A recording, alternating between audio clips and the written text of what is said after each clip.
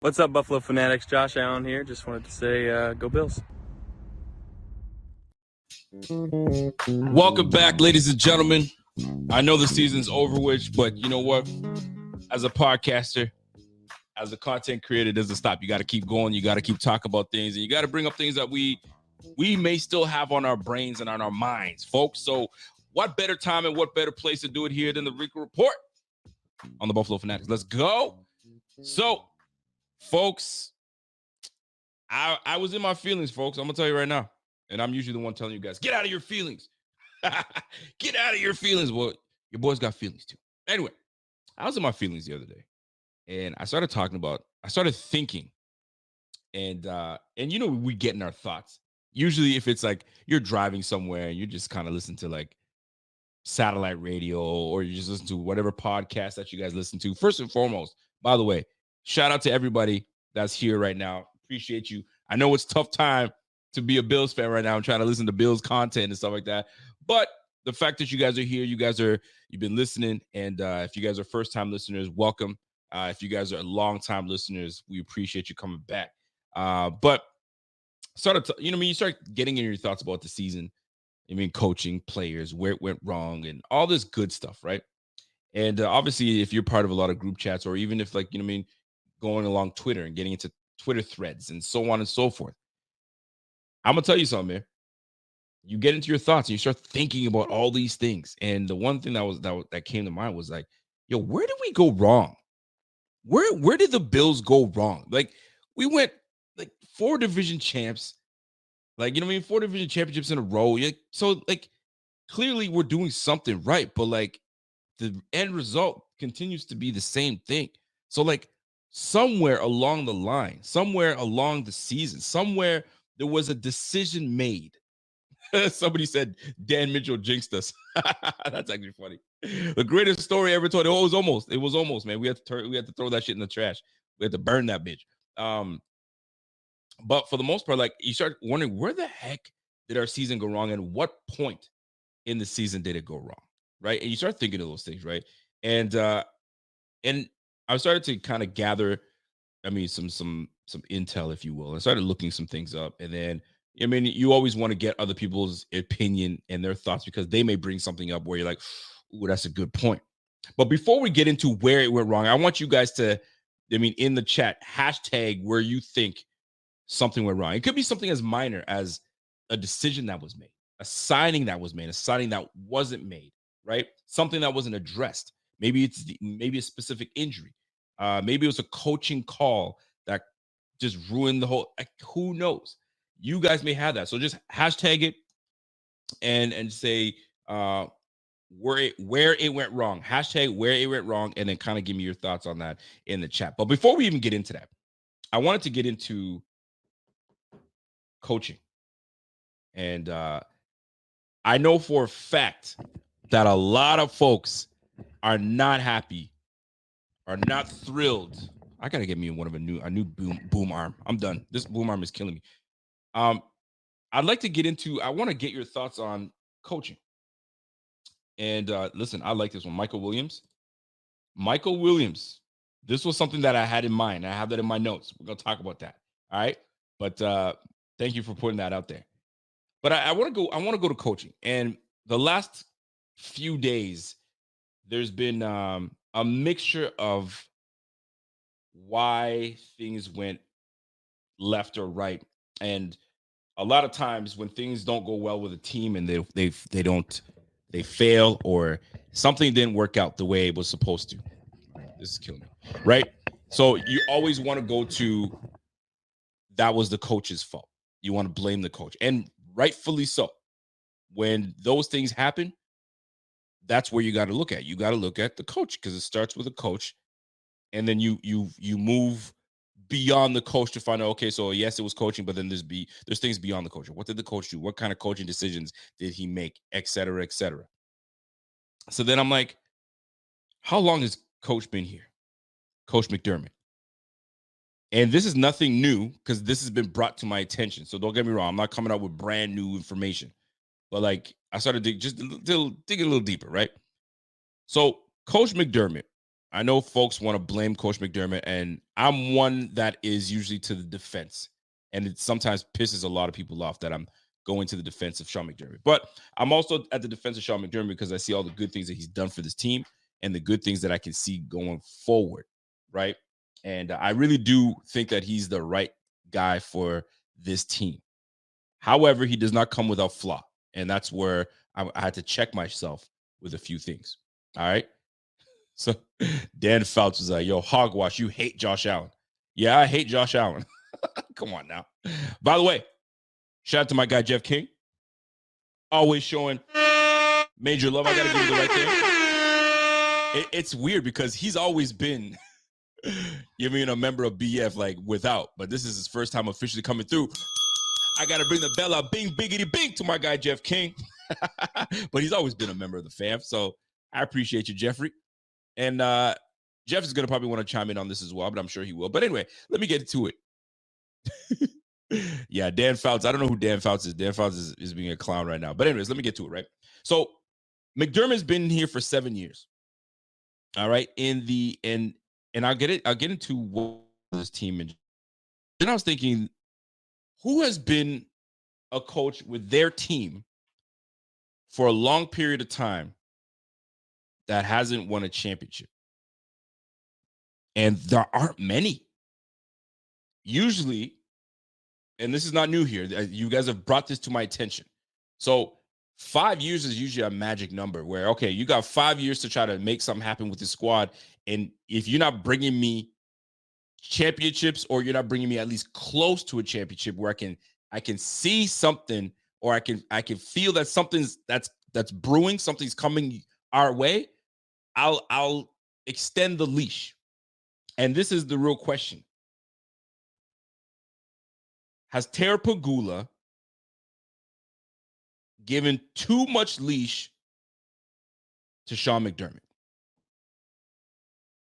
And that's a valid question. And the reason I came to this was the latest tweet that I made was, fam, Pegula has to be very frustrated right now. Very frustrated. And not because it's the same results of what's transpired with these Bills, but more so because Terry Pegula brought in, he moves on from Doug Whaley. He brings in Sean McDermott. And not in that order, but you catch what I'm saying. They hire Sean McDermott. He moves on from Doug Whaley. They bring in obviously Brandon Beane. So Sean McDermott right off the rip in the 2017 draft, it says, we ain't touching quarterback. Trust my process. You hired me for a reason. We're not going for quarterback. To Terry Pegula is like, but we got the 10th pick. This is the draft to get a quarterback. We have been missing a quarterback for so long. And this is what Doug Whaley was working towards. I truly believe if Doug Whaley was kept in place, there would have been a very big debate of not getting rid of that 10th pick and drafting Pat Mahomes. But this post, people are going to think that this is about Pat Mahomes. It's not about Pat Mahomes. Follow me as I go with this, folks.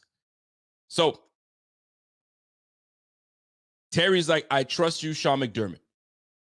Sean McDermott's like, we're going to trade out of that pick and we're going to build this defense because that's how this is going to work. I'm a defensive-minded guy. We're missing defensive pieces. We need it. We don't have a corner. We need a corner. There's a lot of things we're missing. We can accumulate draft picks and really build this. We're rebuilding right now. So let us rebuild. Let's rebuild properly. And the foundation is to build this defense up. Terry Pegula said, cool. Fast forward to right now, I am sure of it that Terry Pegula is thrilled with Josh Allen because whether you want to call it luck or whatever you want to call it, but the fact of the matter is this, we have an elite quarterback. We have a franchise quarterback on the Bills. However, Terry's got to be looking at Sean McDermott saying, I trusted your process as a defensive-minded head coach. I gave up the 10th pick to Kansas City. Kansas City went ahead and drafted Pat Mahomes, and Pat Mahomes has been eliminating us getting to where we need to get to, and that's the Super Bowl. This is 3 games now that we've faced this team, and Andy Reid and Pat Mahomes has taken you out. And that was the very pick that we gave up, and now it's coming back to haunt us.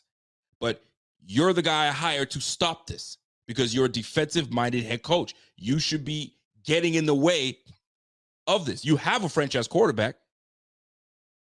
So your job now is to build this defense to stop Pat Mahomes and Andy Reid.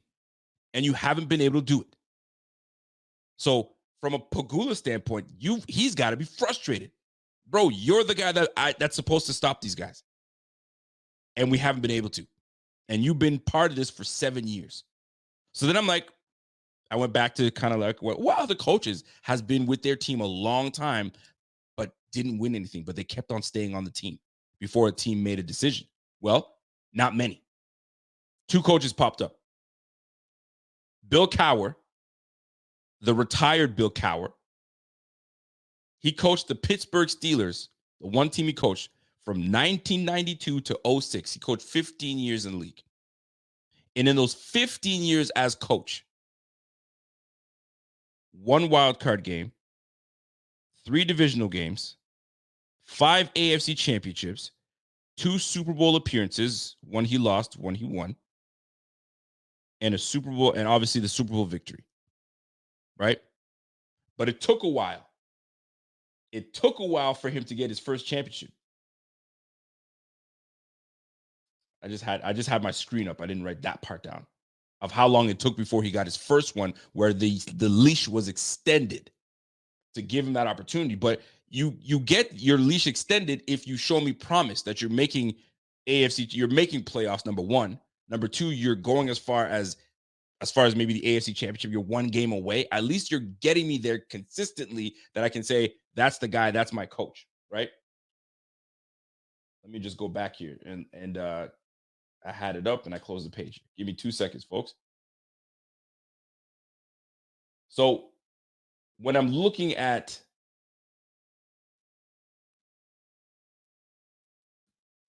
how the Bills have been performing, and I look at what Sean McDermott has been able to do, yes, you are getting us into the playoffs. That is true. But we keep getting bounced out. We keep getting bounced out almost as in the same fashion, the most painful fashion. Losing sucks. Losing hurts. Don't get me wrong. No loss feels good. But there are losses that are that's hurtful. That one hurts. That one stings. So looking at Bill Cowher's coaching, I mean, his first year in coaching in 92, playoffs, man. But he hasn't won anything. He won his first Super Bowl 12 years later in 2005, give or take. But he was reaching, actually, he had a Super Bowl appearance, in 95. So 92, 93, 94, 95. At least I made it to the Super Bowl. That's like, okay, my ownership knows that, Rooney's know that I can get you there. At least there's an appearance in the Super Bowl. Within 5 years. McDermott's going on, 7? Bill Cowher didn't win his until 2005. Took him a while to get there. But look how he finished it. His first year in the league, first in the AFC Central. The second year, he goes first, second, first. I mean, they own that division. From 98 to 2000, they didn't do well. They didn't make the playoffs. Third, fourth, and third. Then back in it at first in the AFC. At the time, they were AFC Central.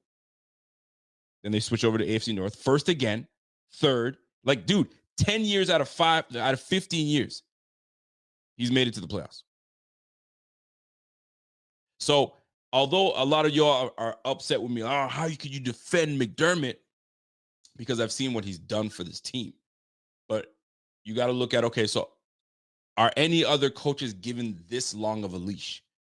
At least if you go to Mike Tomlin has won a Super Bowl. He continues to get his teams to the to playoffs, and there's a Super Bowl win, the Super Bowl victory under his belt.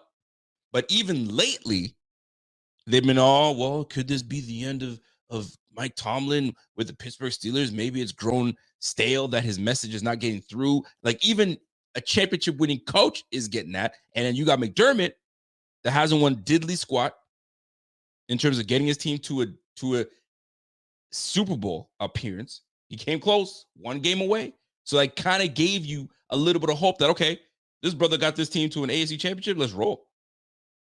Not quite.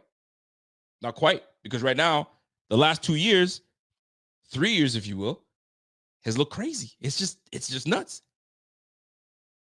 So now you sitting here kind of like, okay, we got to give this really some thought here. So then I'm like, okay, the other coach was Andy Reid. And I know it's easy to go to Andy Reid and say, okay, well, that guy's Andy Reid's a G. 25 years coaching, 26 years coaching in his 26th year. 14 years with Philly, going into his 11th year right now with Kansas City. 4 wild cards, 4 division games, 6 championships, 4 Super Bowl appearances, 2 Super Bowl wins, and he's on the brink of potentially going to get his 3rd. But it didn't take long for him to get his team rolling and winning. He's got 4 Super Bowl appearances. So, and this is not to bash Sean McDermott. This is not like, all right, it's not about that. It's about this leash that has been extended to Sean McDermott. I think Pegula now is tightening that bitch. You got one, in my opinion, I think he's got one more year to get this shit together. I don't give a damn if I gave you an extension. You got one more year to get this done. One more year with this same crew. And Bill Cowher said it himself. I was coaching this team for 15 years, bro. And it got to a point where they've heard all the things I have to say. They've heard all my cliche lines. They've heard all my lines. They've heard all the stuff that I got to say, where it gets to the point where you're like, I've exhausted everything. The message grows stale. So that's when I knew I got to go. I got my championship. I got my Super Bowl that I needed. I was been wanting that Super Bowl. And he came back the year after. And that was it. Retired. But he got that Super Bowl. Because every coach wants to fight to get to there. Get to the Super Bowl. Get an actual appearance. Get a moment, an opportunity to win one. And right now, going into 7 years, yo, that leash was long. It was long. We gave you an extension. It was long. Yo, that shit is tight as fuck right now. I'm talking about like you when you guys, I don't know, I don't have a dog. So when you guys walk your dogs, you know those extender leashes that kind of you just press a button and kind of just let the dog roam. That's what Pegula gave to McDermott. Yo, I'm gonna let you roam, bro. Go do what you do. Now I'm reeling that shit back in. No. You coming back in. It's tight now. It's tight. So this leash, I don't think Pegula is a fan of it now. Now he's like, okay, I think I'm giving you one more year. And at least that's my opinion. Because as an owner, if I'm looking at this as an owner, I'm looking at my peers and I'm sure they have their luncheons and they talk and bro, I got rid of my coach after 5, bro, because I saw it wasn't happening. Yo, good on you that you're able to do that. Good on you. Yo, that's a backhanded compliment, I'm sure. Yo, I don't have the patience for that shit. Yo, I got rid of mine, man. I went to the next guy. Look at the coaching. Look at the coaching right now. What's going on? Bro, ain't nobody wasting time with coaches these days. They're not. It's just not happening. And Pegula gives me the impression that he lets football guys do football things. I'll stay out of it. I don't want to be a Jerry Jones where I'm meddling in your affairs. Or there comes a point where you're like, nah, I got to step in and say, okay, enough's enough. And I know he's not happy. The rumor's already out there. He is not happy. He likes Sean, but he's not happy with how things are going. So pressure is on. If you're talking about hot seat, in my opinion, I think Sean McDermott comes into the season on a hot seat. At first, I was like, nah, he's off the hot seat. He galvanized his guys. That is cool. For this season, you really did do that. But now you're on the hot seat. Because now this whole roster is going to be changed over. There's going to be new players coming in. You don't got no money. We're like 50 mil cap in cap hell right now. 40 odd, just close to 50 mil. We're probably going to be running it back with the same squad. Not that it's a problem because we're still a damn good team. But the results need to come. You at least need to make it to the AFC Championship. At least, minimum. All these divisional games is great. So 7 years in with Bills with Sean McDermott, 2 wild cards, 3 division games, and 1 championship game. You're making it to the playoffs, which we want, but we need results now. And this is a results-driven business. Results-driven business. And if you ain't give me the results that I need, bro, there's going to be a decision I got to make. And what stood out to me and what really put this full circle for me was when Brandon Beane was asked, how does the pecking order work? Who reports to who? What happens exactly? Brandon Beane says, I report to Terry Pegula on my own, and Sean McDermott reports to Terry Pegula on his own. So when it comes to making a decision on that, it won't be Brandon Beane saying, you got to go. It's going to be straight. Pegula is going to be the one that says, yo, you out. I'm not doing this no more. Brandon Beane, go search for a coach that can get the job done. Period. And I think it's coming to that point. There's one last year where you got to do it, because it might be a situation, and it pains me to say this because I like McDermott. I'm a fan McDermott. I like his character, right? But it comes a time where sometimes you just need the person that's going to take this team over that hump, right? Steve Kerr did it.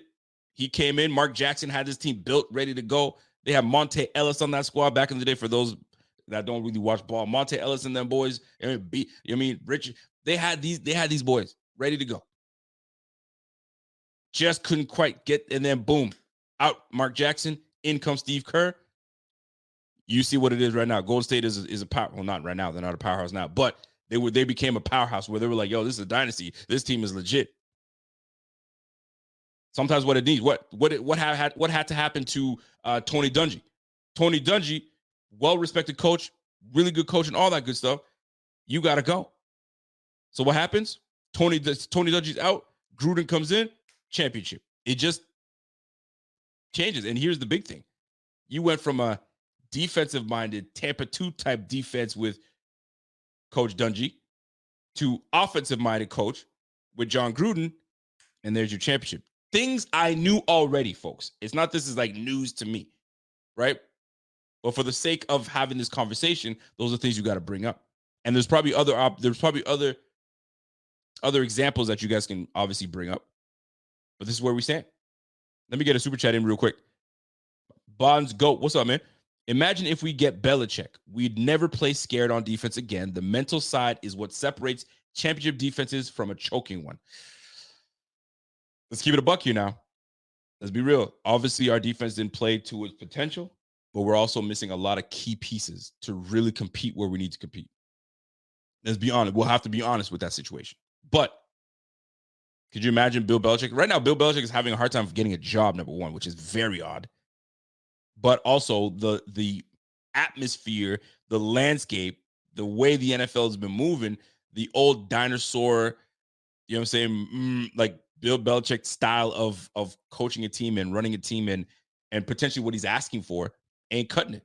I mean, of all teams, Atlanta Falcons, I didn't think it was a good mix for him anyway. It just doesn't. And they're like, nah, we're going with Raheem Morris. Raheem Morris is more of a pulse of the players, gets it. He's well respected around the league by the players. And away we go. You got an old school coach in Bill Belichick that wants complete control, from what I understand, from what I'm reading. Ain't nobody trying to give him that. So you got 2 more opportunities to get a coaching gig. Washington Commanders, or what's the other gig that doesn't have a coach right now? I'm missing one team. Commanders and some other team. I can't remember what it was. And right now, we don't know what's going on with that. But as for coaching, Belichick to the Bills, that would be interesting. Maybe next year. You never know. Shout out to my man, Jeff King. Salute for that. Super chat. You know I'm always appreciative. You're my guy. And I also got to thank you for other things, but you already know what it is. Jeff King comes in and says, yes, he has. Too much validation without consequence. Ooh. And what he's answering is they've given Sean McDermott too much leash, is what and I think that I'm starting to get on that board of the leash part. I think he's a good coach, but they've given that long leash that pretty much do what you will and get us a championship as long as it takes. No, sir. We can't run that business anymore. So Jeff King is saying, yes, he has been given too much leash, too much validation without any consequence. Love Sean. He turned this shit around. However, in any business, there must be consequences for unmet goals. Ooh, that's a bar. Just business, folks. Not saying I want him gone, but need progress. Well, and that progress is you at least need to get me to a damn AFC championship again. Yes, you've done it once, but I need that shit again. You can't just make it once and then rest on your laurels of I got you to an AFC championship though. I don't give a damn about that. You got me to AFC championship, and it's been divisional since.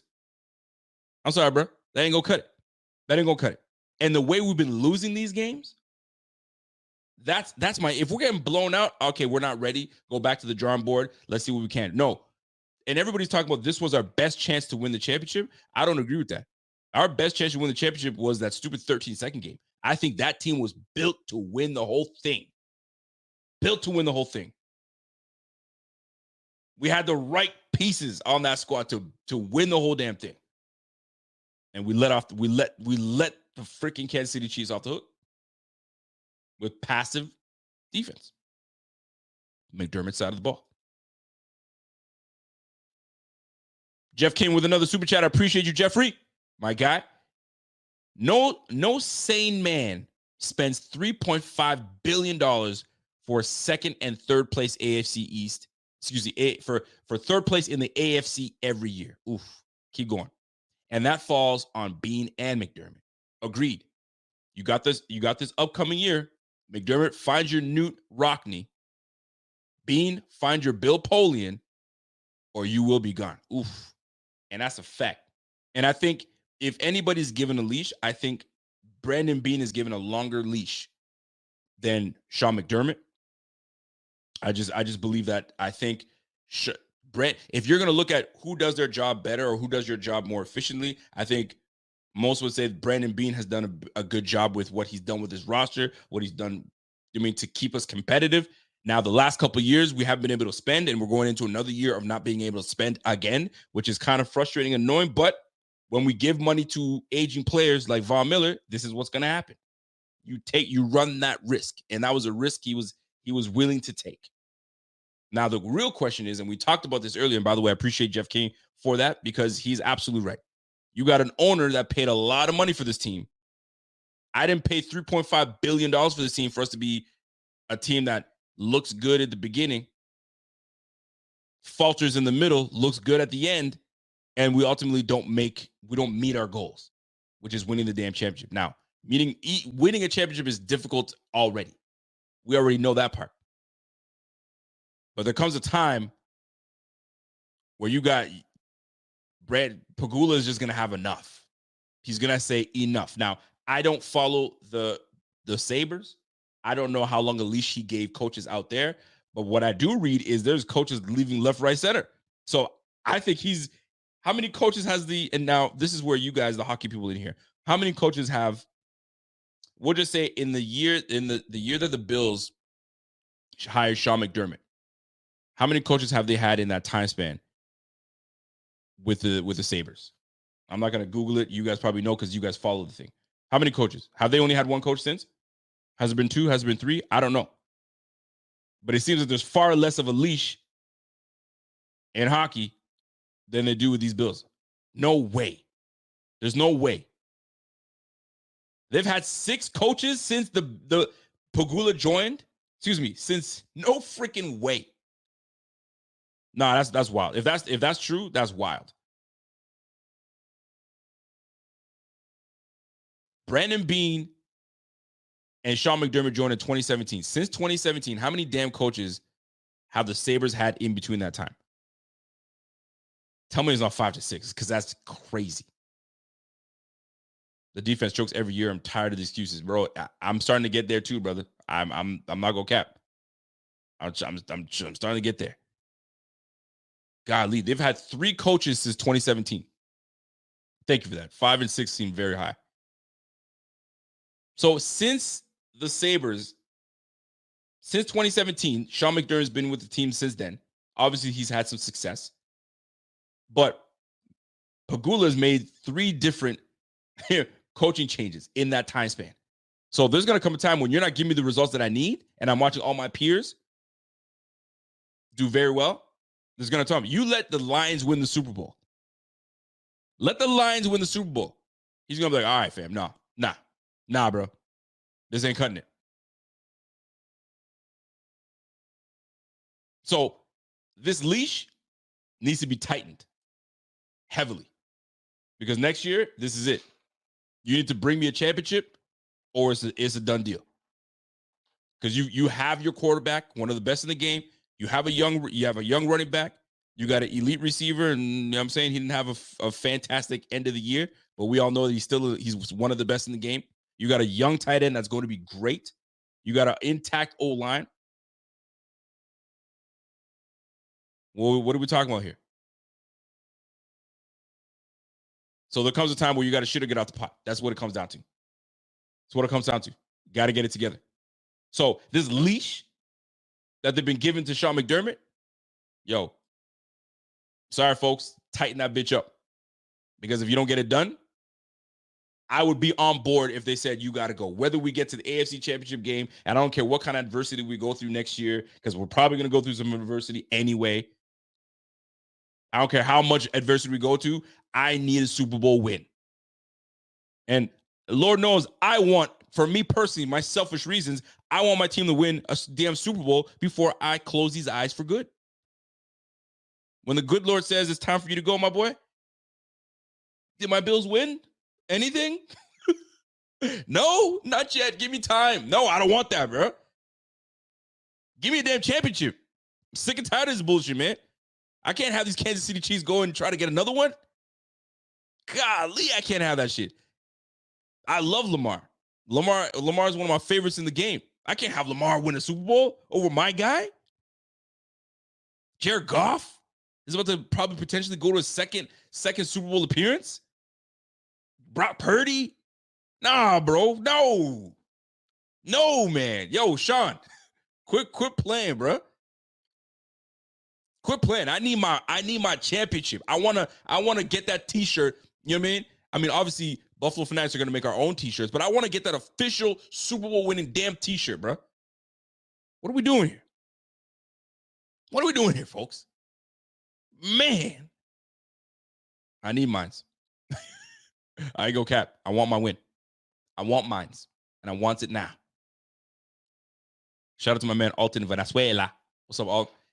If the Lions win a Super Bowl before us, I'm gonna be mad as fuck. It's freaking possible, man. It's freaking possible. They've gone through some shit in the years. If they were to win the whole thing, I would be mad, but I wouldn't be mad.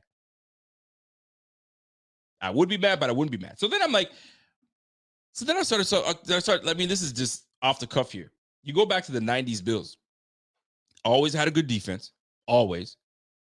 Complementary defense. Had a run game with Thurman Thomas and had weapons at receiver. Bro, this is where Brandon Beane comes in. Brandon, you can't keep giving us, I mean, these less than average receivers. And I'm not trying to be disrespectful to any of the guys on the squad, but you can't give me Stephon Diggs, Trent Sherfield. You know what I'm saying? Gabe Davis, to me, obviously he's better. He's better than Trent Sherfield. But you can't give me Trent Sherfield and then Deontay Hardy, and then you're swapping in Andy Isabella sometimes. Fuck, man. Come on. That's crazy to me. You're trotting out, like, Dalton Kincaid, and obviously Dawson Knox. I get it. But, like, when Josh is sitting here looking at who he's got to throw to, because I'm analyzing everything now. We're in the offseason, and we're going to talk about all those things along the year. But, Brandon, you didn't help out in that scenario. You did not help out. You didn't help your squad. You didn't help your quarterback by getting him Trent Sherfield and giving him Deontay Hardy. Khalil Shakir, thank goodness, has come on and starting to show, show his worth, and he's going to be big time next year. But golly, man, there was no help. No help, man. Thomas Logan says, "Yo, Rico, absolutely right. We did not go to the Super Bowl until we got until we got James Lofton." Think about it, man. Think about it. Go back to the 90s. So, I was talking to somebody, and we were talking about we were talking about scripture, and for Christians in here, you guys will understand what I'm saying. And I'm paraphrasing here because I'm just trying not to get to it. But a lot of the things, and I'm trying to correlate it so we understand. But let me just put it this way, without going into the scripture. A lot of the things that are happening now has happened in the past. Let me just put it that way. So, in order for the Bills to get to where they needed to go, they needed to add James Lofton. We'll say James Lofton, right? They had some pieces, but they needed that one extra piece to get him over the top. Bro, we need more help on the offensive side to get over the top. This is a league that you need to put points on the board. You need to put points on the board. You need execution. You need a dog. You need all that stuff, man. And you can't just have Josh run and gun all day. Now, that is part of his game, and this is what's going to bring me to my next segment. But you guys catch what I'm saying. At the end of the day, it comes down to that. It really does come down to that. So I'll be right back. Bring some things up. We got to talk about the topic of it is, where did we go wrong? Because this is where I really want to get into it. The coaching was one thing. We're getting into where do we go wrong. So we're going to be right back after these messages. Listen, the year is not over. You still have an opportunity to gain some cash flow, put some money in your pocket. Lamar Jackson, Pat Mahomes, Jared Goff, Brock Purdy, the defense, Devo Samuel. Yo, there's a lot of money to be made out there, bro. This is your chance. Jump in on it. Underdog Fantasy is the easiest place to play fantasy sports. It's also the fastest growing fantasy app in the industry. In the pick'em game, you can pick whether your favorite players will have a higher or lower stat total in that week's game for a chance to win big. And as you already know, I'm going Josh Allen higher in yards every single week. So sign up today with promo code Buffalo Fanatics and get your first deposit doubled up to $100. Visit UnderdogFantasy.com or find them in the App Store. And don't forget to register with promo code Buffalo Fanatics to get your first deposit doubled up to $100. All right, folks, get yourself in on that action. Wherever you decide to, put your expertise, jump in that. All right. So we're going into the next order of business, the next topic. But before we do, let me get my super chats in. My man Jeff King came back in with a super chat. What up, Jeff? Jeff comes in and says, yo, this is the last I will say. Pegula made his money because he's smart. He's also smart enough to know the players take money out of his pocket. The fans put it back in there. And if they're not paying for the product, your produce, time to change the product. Ooh, that's another bar. And he's right. Because at the end of the day, folks, I'm going to leave this up. Everybody's about making their money. I don't care who you are, from someone like myself as just some next man's to a billionaire. The billionaire didn't get to being a billionaire without taking risk and making his money. And sometimes you're going to have to take your losses. Sometimes you're going to have to continue to do something because in the back end, you're going to make something else, right? There's always some money to be made. I don't go work my 80 hours just for the goodness of my heart. You know what I'm saying? I go there to make my bread, right? I don't do, there's nobody's doing anything out of the goodness of their heart and putting their sweat, their blood, and all that good stuff. Unless you're volunteering, you're a great person. That's great. And you should volunteer. There's no doubt about that. But ain't nobody doing things for free. There's something in return, especially if you're a businessman. You're about making your money. So if nobody's going to show up at my stadium because they're sick and tired, they don't want to show up to the Ralph, or they don't want to show up to Highmark Stadium, and they sure as hell don't want to show up to the Pit, the new stadium that's being built, if the product has not changed, you're going to start getting annoyed. Right? It's just what it is. You can't continue to keep masking what it looks like during the regular season and roping us in and you give us the same freaking product at the end when it really should matter and count. Yes, he's making his money by bringing you guys to the stands and making you pay $80 for a stupid-ass T-shirt, which is way overpriced, but here we are paying for it. These ball caps, they catch my ass in it. This cost me, what, $50? Craziness. And this Canadian currency is craziness, by the way, right? All these things cost, right? So it's money back into the Pegulas. But at the end of the day, if we become sick and tired of it and we start putting those paper bags over our heads, which I don't think is ever going to happen again, but start putting those paper bags with a sad face and ain't nobody showing up, something's got to change.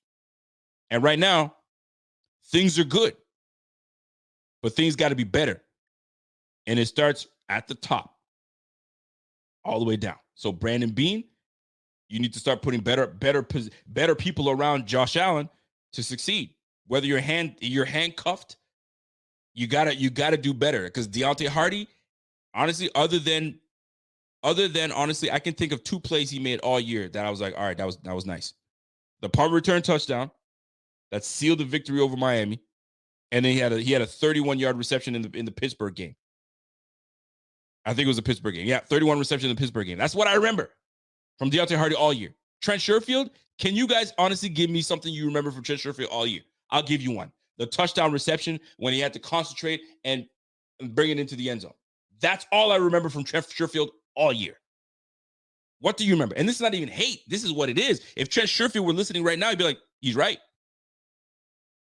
He's right.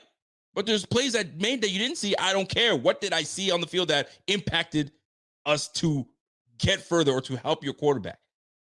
I didn't see diddly squat from those cats. Unless I'm wrong. Unless you guys can point out, no, Rico, you forgot about when Trent Sherfield did. No, but what about when Deontay? You know what I remember? A ball hitting you right on your left bicep. Boom. You couldn't have asked for a better ball put on you. Right on your left bicep, right? Bro, right here. Boop. Fam. It almost reminds me of the same ball that was thrown to Gabe Davis in the divisional round game against the Bengals last year. Down the left sideline. The ball was actually on the money. Had he made that catch, seriously speaking, had he made that catch, I think it kind of would have changed the landscape of that Bengals game. Because the game was still a game at that moment. But I cannot remember any memorable plays for any of these receivers on this squad. Can't. So, which brings me to my next segment. Thank you for that super chat, by the way, Jeff King. Appreciate you. Always bringing conversation in, which I love. Where did the Bills go wrong this year? And this stems from, and if you want to stem it back further, go right ahead and let me know, right? But you can hashtag your response in there, and if I can catch it in the chat, I definitely will. You know I will. But where did we go wrong? Where the hell did the Bills go wrong? So I was able to go on Twitter and try to gain some perspective from some folks. So Josh Allen's elbow. He comes in and says, injuries to Milano and Trey and Daquan Jones. Then when they started to bond their new identity or find their new identity, they were all decimated by injuries. Dude, those injuries back to back like that hurt. That hurt. That one hurt a lot. Didn't we lose 2 of them in one game? That one hurt. Here's another one. Andrew Tadros. Shout out to Andrew Tadros. He's probably in the chat right now. It went wrong when McDaniel kept his starters in down $1 billion. Trey got hurt on a stupid 4th down attempt. Ooh. When Trey went down, man, it kind of deflated the team. It really did, because you knew how hard he worked. It deflated the fan base because he was playing so well. He came back the year before, was not quite the same, but he was getting back to it. This whole offseason, he worked his tail off just to have his Achilles go. And now he's going to try to come back, and now we got to make a decision. Brandon Beane's got a tough decision to make, and it's a very important decision. You're going to hang on to this guy, or are you going to move on from him? Because now sometimes he's got this remorse that he has where, Wyatt Taylor, I let him go too soon. So now I'm holding on to everybody I got. Fam, move on from that Wyatt Taylor situation. We get it. You held on to Cody Ford way too damn long. You're lucky you even got something for that, brother. Sometimes you just gotta let it go. You just got to. So in this situation with Trey White, whether he comes back the same or not, or whatever, it's the nature of the ugly business. And by the way, we saved $6 million if we move on from him. I'm not saying I like it. I'm just saying that's what it is. Now, that being said, when you're looking at where we went wrong, you got to keep it rolling. Check this out. Hold on a sec here. Let me bring another one in here. Paul Schmidt. Lately, I've been thinking it went wrong when we didn't get D-Hop. If Bean could have offered him a few more mil, he would have helped us this year tremendously. How do you guys feel about that? Because I always felt that we needed someone else to pair with Josh Allen. Having those two on the same team, Josh Allen would have been, listen, if they want to double team over here, I'm going to say, then you had Dalton Kincaid and you had Dawson Knox. You add that one last piece. I know he wanted some money, and we weren't willing to add that money. We weren't willing to do it, but I'm sure there were some places that we could have sacrificed to give him that dough. Knowing what we know now, I know at that point we're like, we're not going to do it, but knowing what we know now, would you have made that little bit of, okay, I got to take some off the back end or restructure somebody to give him that money? I would have done it. Knowing what I know now and knowing how the season ended, I would have done it. Yeah, but you don't know if Gabe Davis was going to, and we don't know Trent Sherfield. I knew. When you brought in Deontay Hardy, I was like, huh? Deontay Hardy, that's a lot of money for, okay, maybe we're going to use him for speed. We need some speed. We need someone that's going to replace Isaiah McKenzie. Okay, I get it. Nothing. Okay, Trent Sherfield, Miami liked him. He had some pretty good moments with Miami. Okay, this is going to be nothing. Come on now. Sweat says, we needed one more dog on this team. Hopkins would have been a perfect fit. They didn't want to do it. I said that also. Bean holding the trigger too tight. Jeff B, you know what's up, man. One more piece could have been the difference all year round. Because look what was happening. To the point where when you have to bring up, and no disrespect, but when you have to bring up Andy Isabella, because we just don't got nobody, come on, fam. That's when you know. And I get it. I absolutely get it. Oh, we ain't got the money for that. Yo, there's always the money for that. We didn't have the money for Von Miller. We didn't have the money for Von Miller, but we made the splash to get Von Miller. And Von Miller hasn't been the same since he injured himself. Obviously valid, because that's just what it is. So could we have gone that route to get D-Hop? I think that was an underrated one. This one right here, underrated. I think if we were able to get D-Hop, things may have changed. Here's another one. I get the impression that this failure was not a hard blow to the team. Bean and McDermott look passive as always, and with the same speech, the team needs a change in its culture. And this looks like the same as always. Disappointing. So I put that in there because you're like, where did it go wrong? He's talking about, listen, these decision-making. McDermott, passive, right? Passive with the checkbook, passive defensively. So those were the few clips that I grabbed. So here's where I think we went wrong. First and foremost, I didn't like how,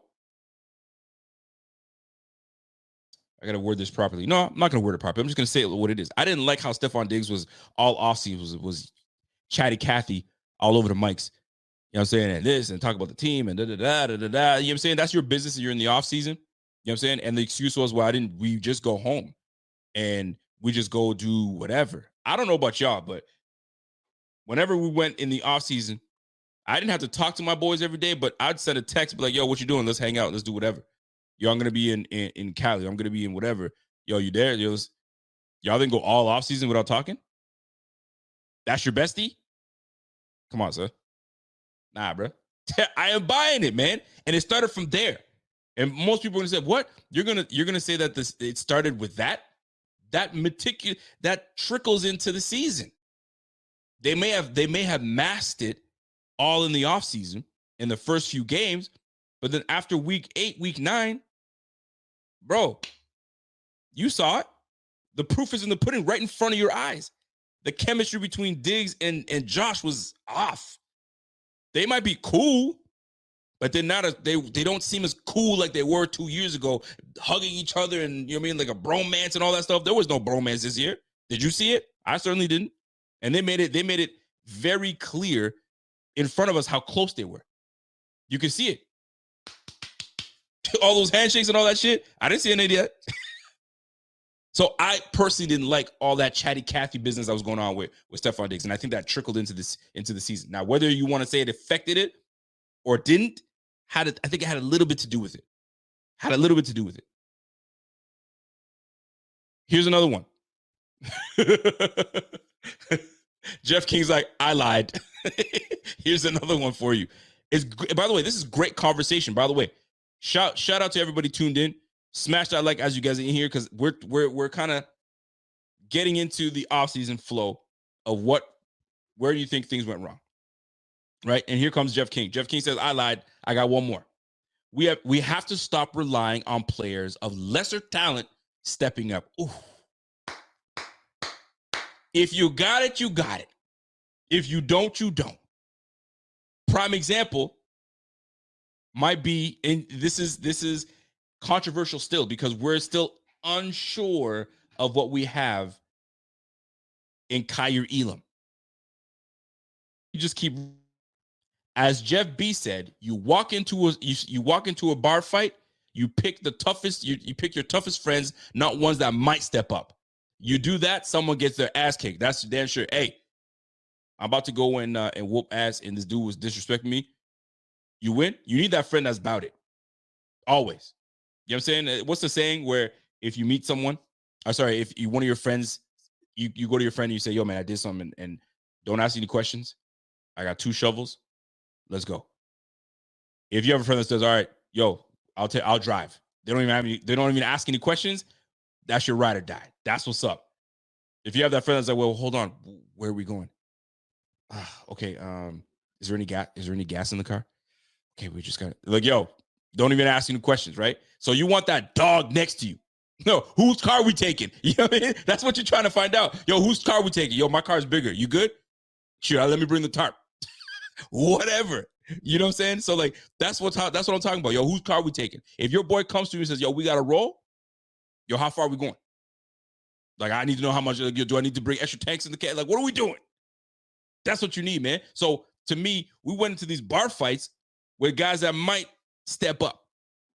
Deontay, you ready to step up? I don't really talk. I don't say much. I need a mother effing dog, man. If you're not going to say a whole lot, then the dog in you needs to show up on the field.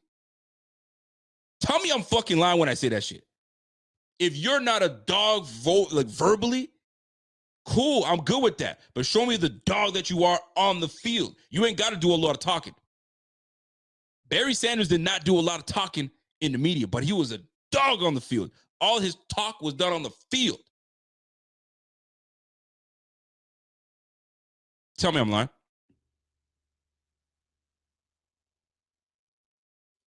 What's Ronald Ruger saying? Ronald said, Rico's still trying to delude us about McDermott. Nah, man, I'm off the McDermott train. You got to catch the beginning of the show. We talking about where shit went wrong.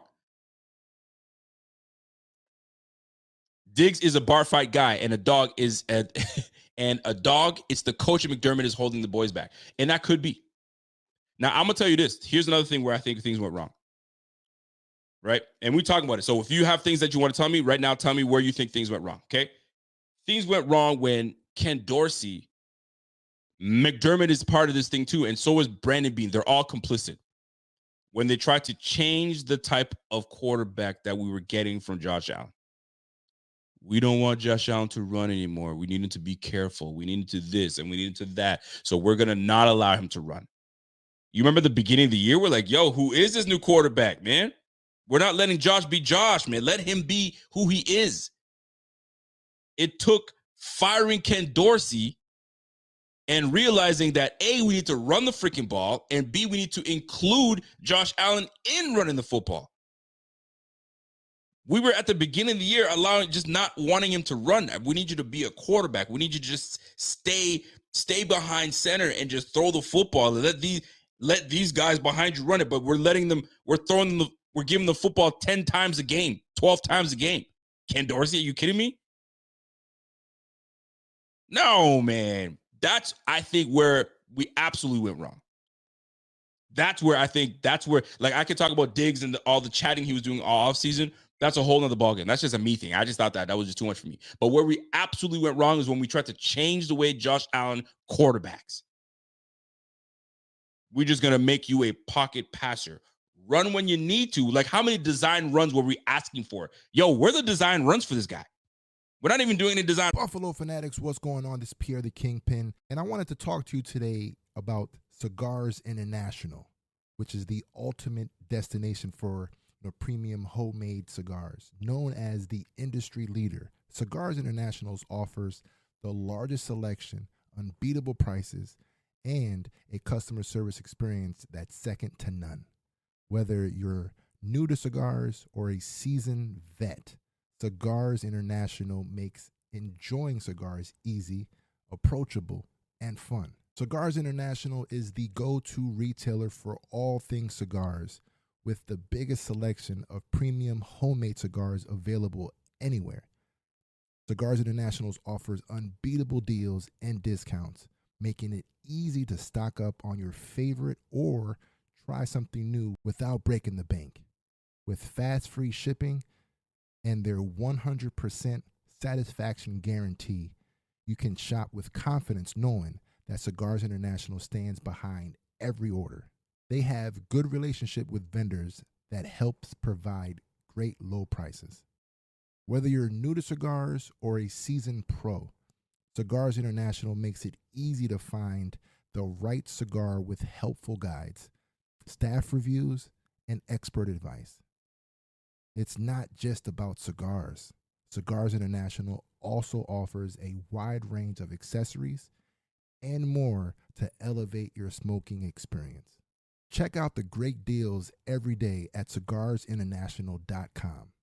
That's cigars, CIGARS, international.com. Use code FANATICS at checkout for 20% off your order of $50 or more, plus free shipping.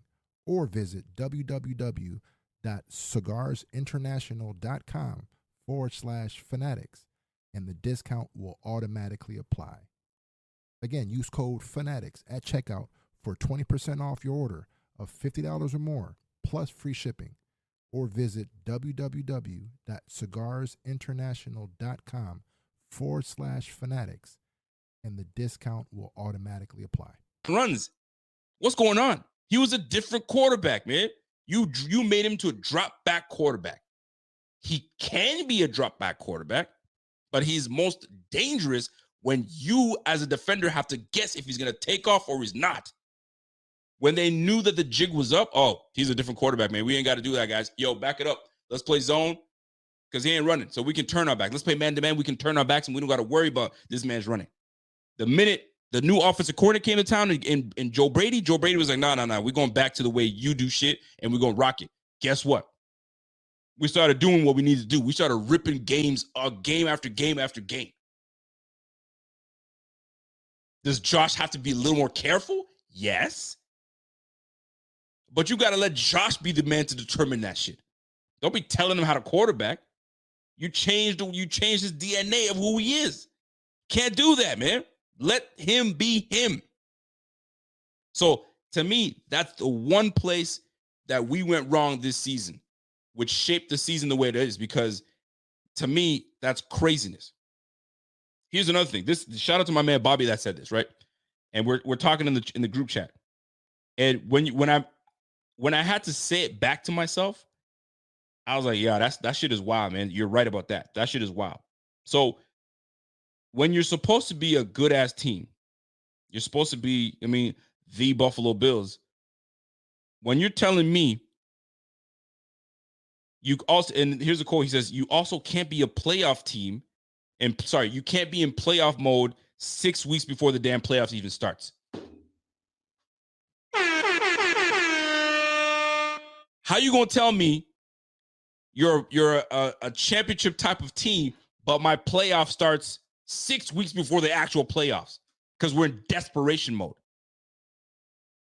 That's a problem. That's a major problem.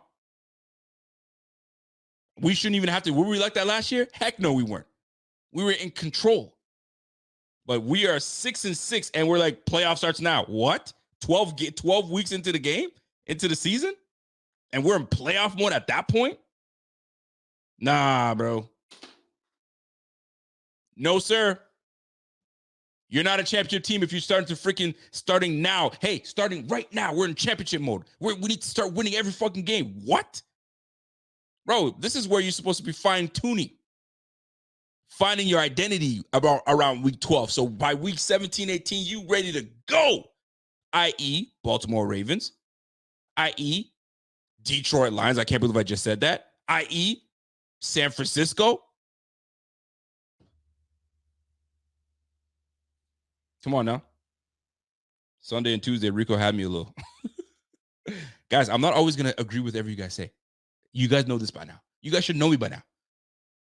But if I'm saying some real shit, you know I'm going to say some real shit. And this has to be one of them. But like, you can't be, and I'm not taking credit for this because my man Bobby said it, and that's fucking facts, man.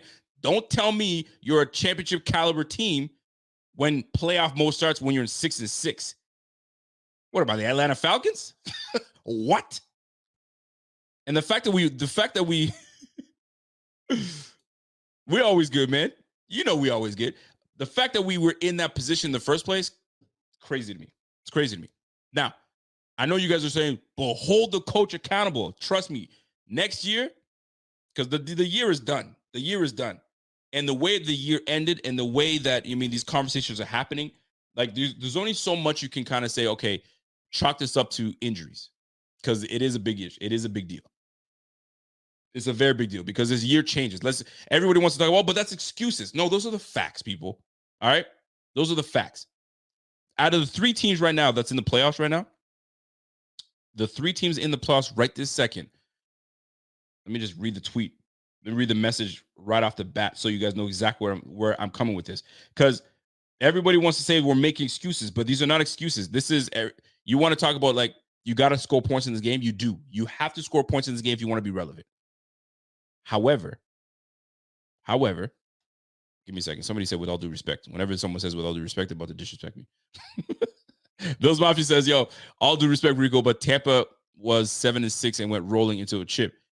Yeah, but listen, did you see that division? That division was tight right from the start. So like anybody could have got it. So like at that point, like you're on your toes. You're on your toes. And it was just like that division. That's a division. It's a weird division. You had Atlanta in that one, Tampa, New Orleans. It was just a weird division. But regardless, at 7-6, like, come on now. And Tampa's no disrespect to Tampa, but like, I don't think anybody's really expecting much from Tampa. You weren't really expecting much. After Tom Brady left, you weren't really expecting, okay, Baker Mayfield's over there. All right, cool. We'll see how they do. You don't know. The Bills were supposed to do well. You got Josh Allen.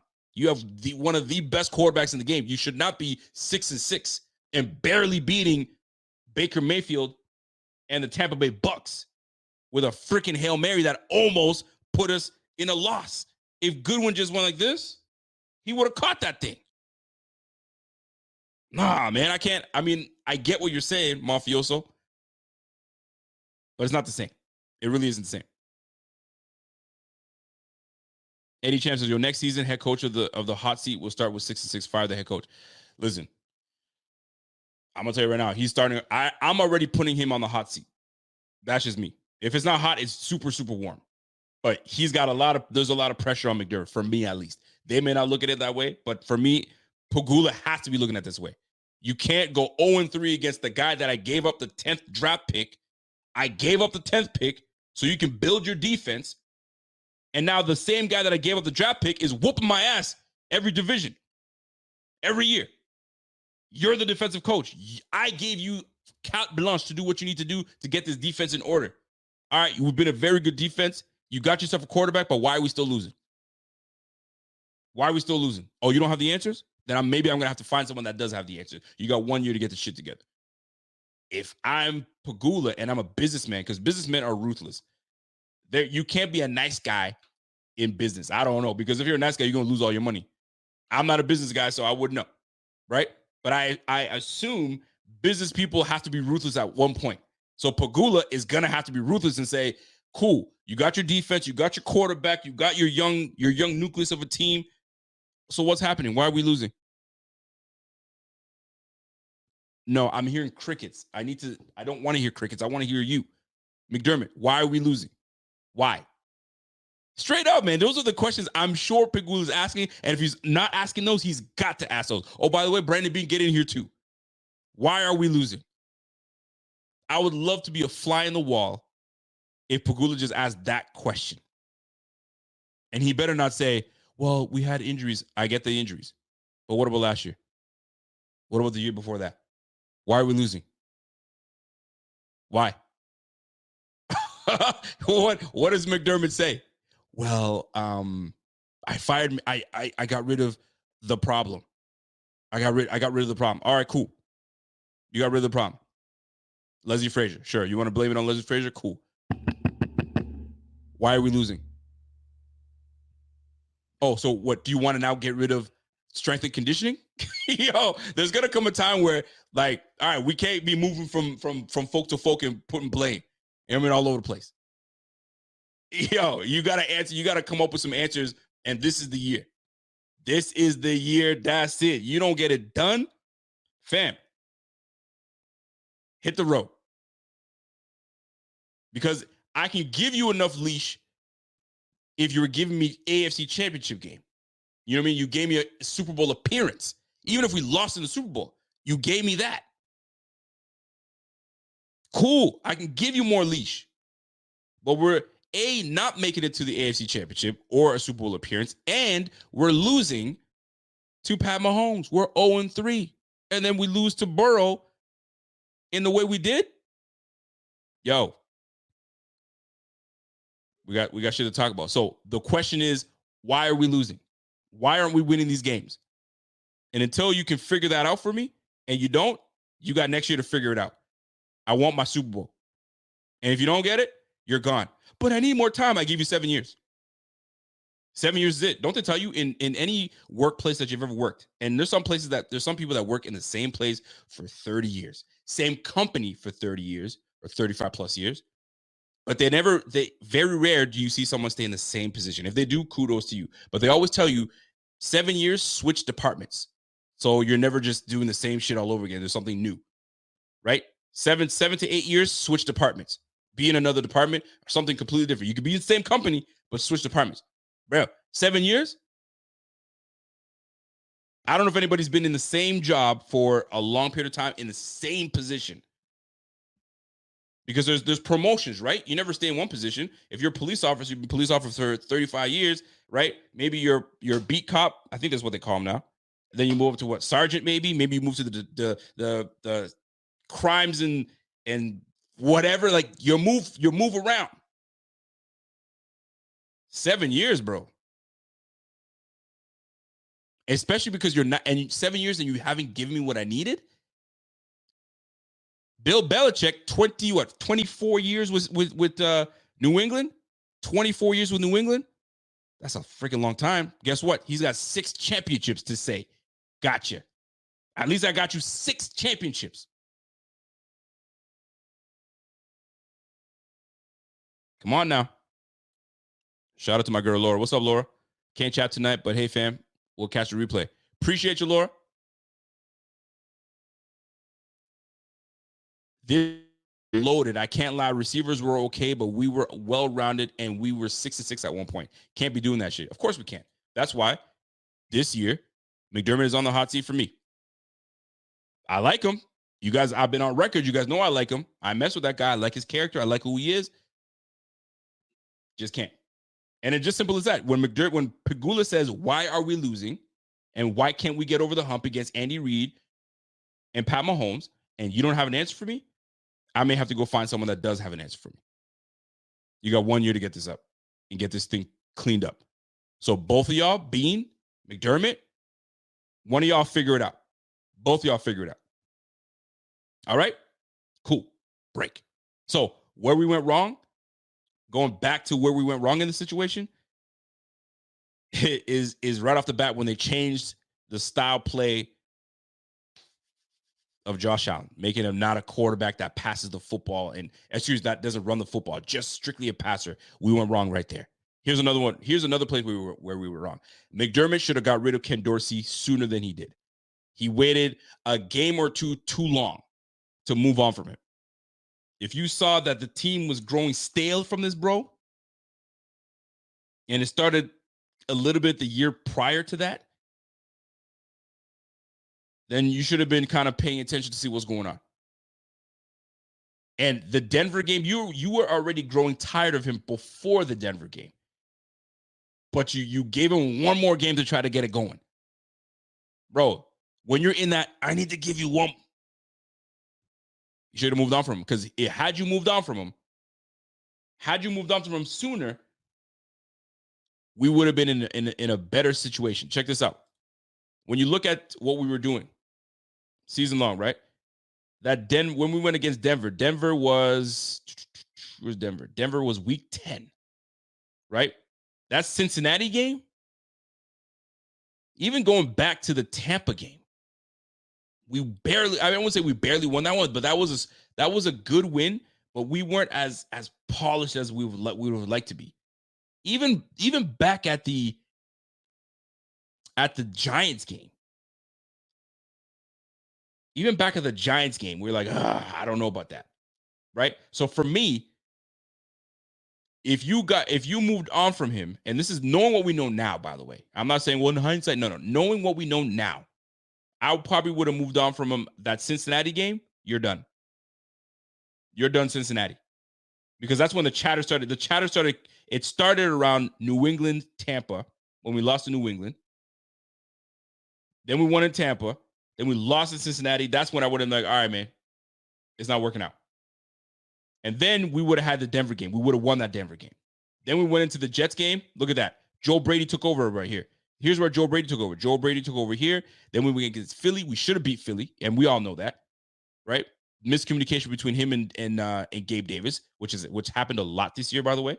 I don't know what the hell was going on with that. And then we just went on a run. We ripped it and went on a run.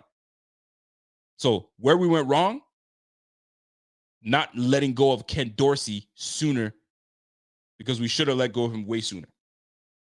That's another way. So number one for me is obviously Diggs is not number one, but Diggs chatter in the offseason, I hated that one. I wasn't a big fan of that. I think it trickled in, right? Changing the way Josh Allen plays quarterback, should have done that. Should have let him be do what he do, right? You can tweak here and there, but you didn't have to say, yo, I don't want you to be a runner. I want you to kind of pass. That's not his game. He came out of college doing that shit. You can't just change him that way. Nah, bro. It's like you changing some guy like Drew Brees and say, yo, I want you to, do more RPOs and keep the ball this time. I want you to keep the ball because we'll never see it coming. Get out of here with that, man. Yo, Josh is a rhino, bro. You give him that football and you let him do what he does. You took away that from him, and that's what kind of deterred him from being greater than he was actually this year, right? These turnovers, I mean, that's Josh. Josh does that, but I think he was turning the ball more over beforehand. He just went out just a nut. He just became a rampage, just giving the ball up, right? Then he reined himself in a little bit, especially last 4 games. He was cool. Neither there nor here, okay?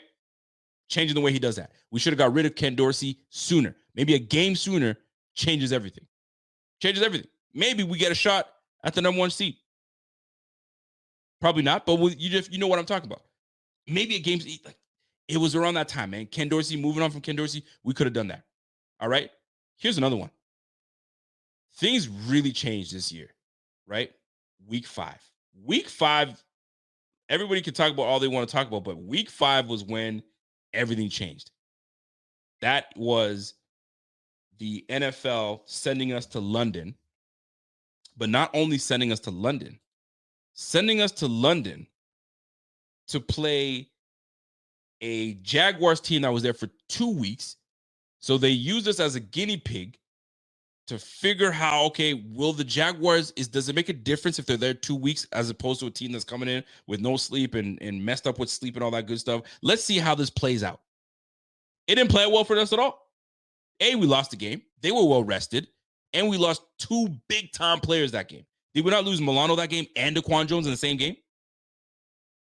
And then, what was it? 2 games before that. Was it 2 games or 3 games before that? Let me go back. I just got to look at the. And we lost Trey White. Which game did we lose Trey White? Trey White was lost. The Miami game. Was he lost in the Miami game? Was it Miami we lost him? We lost 3 key players in the span of 2 weeks. Or was it the Washington game? I can't remember which one it was. If you guys remember, please let me know. I can't recall. Was it week 4? Was it Washington or was it Miami? Because I remember it was a game where we just didn't need to have him in there and he was in. I'm like, come on. It was Miami.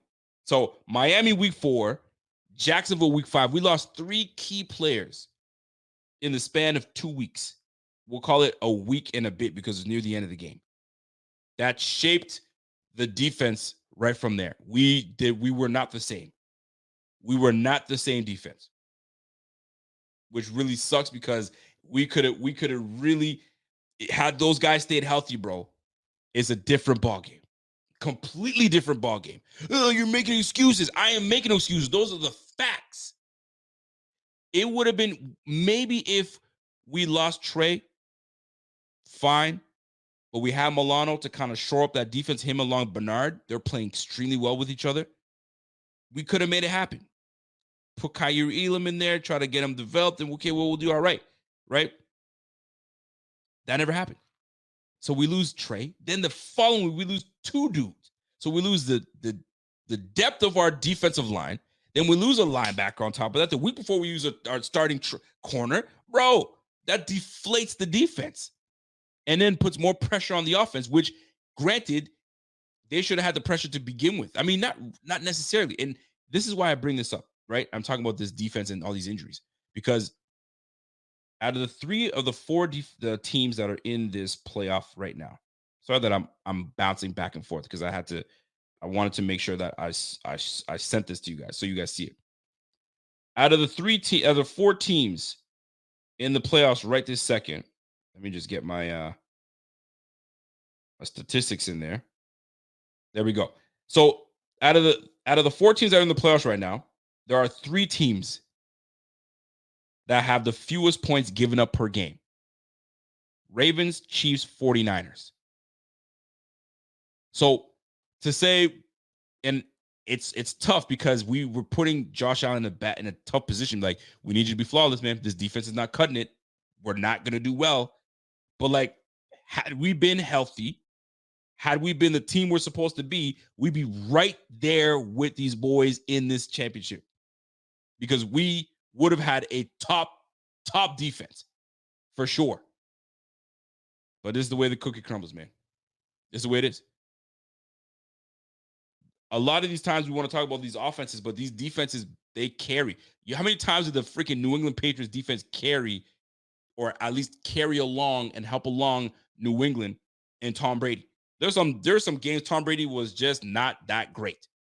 But that defense kept it together, and Tom Brady's clutch, and he comes in with clutch moments, and bingo, Bob's your uncle. Those injuries are devastating, bro. Those injuries killed us on defense. Let's keep it real. So that's, to me, those are the 3 places that we went wrong. Changing Josh Allen. Josh Allen is just you changed the way he did things. Ken Dorsey could have moved on from Ken Dorsey a lot sooner.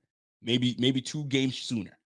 If you saw that the team wasn't responding. Josh Allen, every freaking press conference, Josh Allen just looked sad. He was just looking sad. The minute Joe Brady came in, he was upbeat, ready to go. You got to be able to read that, McDermott. I mean, as a head coach, kind of feel the pulse of your team. But who am I to talk? I'm talking from the sideline. So my words don't mean diddly squat, right? And then lastly, obviously, Josh Allen, Ken Dorsey not doing that, and those injuries, man. But where we went wrong is those injuries. We went wrong with just not enough depth. And more specifically, not enough depth at the receiver position. Right? The injuries happen on defense. We get that part. But at the end of the day, we didn't have enough depth to help out our quarterback in Josh Allen. Trent Sherfield was just not enough. Deontay Hardy, not enough. Gabe Davis, there's games where he went multiple games without receptions. Not good enough. Absolutely not good enough. You just can't have it. You just can't have it. I'm about to just double check something here because I'm curious. How many games this year did Gabe Davis go without a freaking reception? I hope it's not as high as I think it is. For some reason, I think it might be higher than I'd like it to be. Because he had 45 receptions this year, 7 touchdowns, 45 receptions. And out of his 18 game schedule, obviously, he missed some time at the end of the season. I'm just waiting for this thing to show up here. So this year, how many games did he go without a reception? 1, 2, 3. There's no way. It can't be that high. Actually, it is that high. 1, 2, 3, 4, 5 games this year without a reception. 5 games this year without a reception. Bro. Way too many. 5 games without a reception? 2 targets against Miami. 1 target against Dallas. Obviously, I'll give him that because we only Josh only had like seven completions. So maybe I'll give him that. 2 targets against Kansas City in that 20-17 win. We beat Kansas City without Gabe Davis getting a damn reception. Come on, man. No targets, no receptions against the Jets with Sauce Gardner. He had 2 targets, no receptions against the Bengals. Nah. Come on, bro. That don't work. 1 reception against the Washington Commanders when we beat the Commanders. He had 4 targets, 1 reception. 1 receptions, 5 targets against New England in that loss. We had 2 receptions against New England in the win. Bro. And no disrespect, because we're like, we need a number 2 receiver. A number 2 receiver should not go 5 games with 0 receptions. Oof, that's cold. That's cold. Oh, that's cold.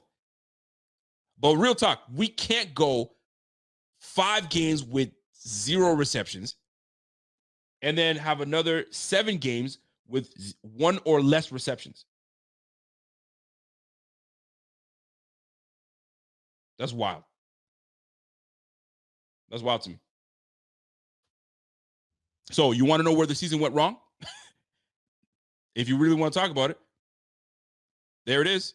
And I'm going to give you some more. So Gabe Davis, our number 2 receiver, I'm not putting the season on him. It's not that I'm putting the season because it doesn't sound fair that I'm saying the season went wrong with Gabe Davis, but it didn't help.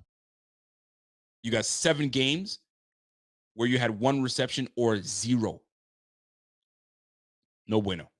No bueno. Trying to freaking make Josh Allen to just a pocket passer and not letting him run, big mistake. Big time mistake. And you should have got rid of Ken Dorsey way sooner. Should have got rid of him way sooner, knowing what you knew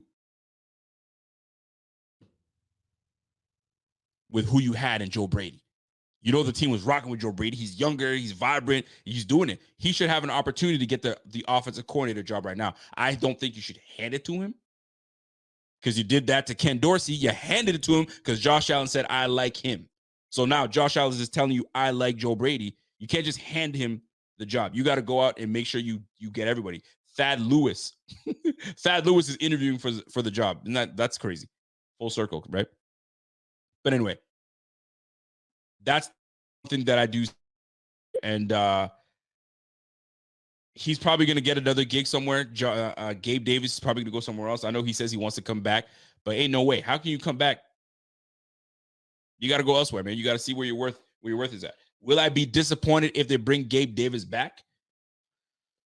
I'd be lying if I said I was mad. I'm not mad. I'm not mad that if they were to bring him back, but I'd be kind of disappointed to be like, really? And he's going to demand the bag. He's going to demand the bag. And I have once the decision is made, I have a story that I will share once he's not on the squad anymore, because I don't know if he's going to come back or not, because then that would defeat what I think is going to happen. But I already know what's going to happen. He will go. Now, the question is, if he does go, are they going to bring him to Miami? Will he go to Kansas City? I could totally see him go to Kansas City. David Coolidge, you said it. I could totally see him go to Kansas City, but we'll see. We'll see. That'd make me not be a fan of him because I already hate Kansas City. Kansas City has surpassed the Jets for me in teams I dislike. Teams I dislike, Kansas City is way up there for me. Number one. Can't stand him. Shout out to my man Bobby. What's up, Bobby? Bobby, I was sharing with the folks what you said earlier in the group chat when you said, hey, you can't consider yourself a playoff team when you're telling people my playoff starts now when you're 6-6. Your playoff starts now at 6-6, and you're supposed to be championship caliber team? Nah, bro. That shit don't fly. That shit don't fly. It's not gonna fly. But Gabe Davis goes to KC, you're dead to me. That's not very nice for me to say, but you're dead to me. I don't care. You go to Kansas City, you ain't my friend. It's no different than if you go to the Jets or you go to freaking New England. The minute Gilmore went to New England, done. The minute 7-Eleven went to New England, done. I don't think anybody's gone to New England where I was like, oh, I still like him. Everybody that's gone from a Bills uniform into a New England uniform, not a fan. Not whatsoever. Straight, I'm being dead ass. Shout out to my guy Jeff King. Jeff King, you said you was your last one, man. I feel bad now, brother. But you're on a roll, so let's keep it rolling. This is what McDermott and Bean should keep in mind. If this doesn't work out, they had Josh Allen, and to date, couldn't get it done. Head coaches get recycled all the time into the NFL as coordinators. GMs, 3.5% of them get another shot. Step it up this year. Let me tell you something. Let me keep going off of that. And I know this is where you're going with it in so many words, but I'm gonna put it like this. You're not gonna find just another Josh Allen hanging around that you can pick up in the draft or some free agency. You ain't gonna find that shit nowhere else. You'll find another McDermott. You'll find another Belichick. Maybe not. Maybe so. You'll find another Staley. You'll find another Jim Harbaugh. You'll find another John Harbaugh. You'll find other good coaches. There's a lot of them coming up in the grassroots, right? Jared Mayo may turn out to be a great one. You never know. You will find another one of these good coaches, but you ain't going to find number 17 somewhere. Good luck. We went 20 years looking for a Josh Allen. We finally got him, and you want to punk out and not have answers? Because really what the end of the day is you don't have answers. You don't have answers for Pat Mahomes. You don't have answers for Andy Reid. You don't have answers. And the one time you did have an answer, which was number 17, we couldn't get the job done because we decided to be passive defensively and allow Pat Mahomes and these bum-ass cats make 2 easy receptions to get one of the better kickers in the league to kick a field goal. Even now I'm talking about it. It pisses me off even more. My man Jeff King, thank you for that, because you got me fired up now, man. That shit is a piss off, man. You don't find Josh Allen's anymore. You know what? Josh Allen retires tomorrow. He says, you know what? I'm good. He pulls what do you call it? What's that young buck that retired from the Colts? Sometimes I get my brain starts rolling and I'm like, wait, who's that guy's name again? It's been so long, but you guys catch what I'm saying. What's my man's name again? Andrew Luck. Thank you very much. He pulls an Andrew Luck and says, Coach was trying to change me. He wanted me to be just a passer. Brandon Beane wasn't giving me enough at the receiver position. You know what I'm saying? I needed a little more with the way things are going right now. I needed just a tad bit more. He didn't give me that. I'm out.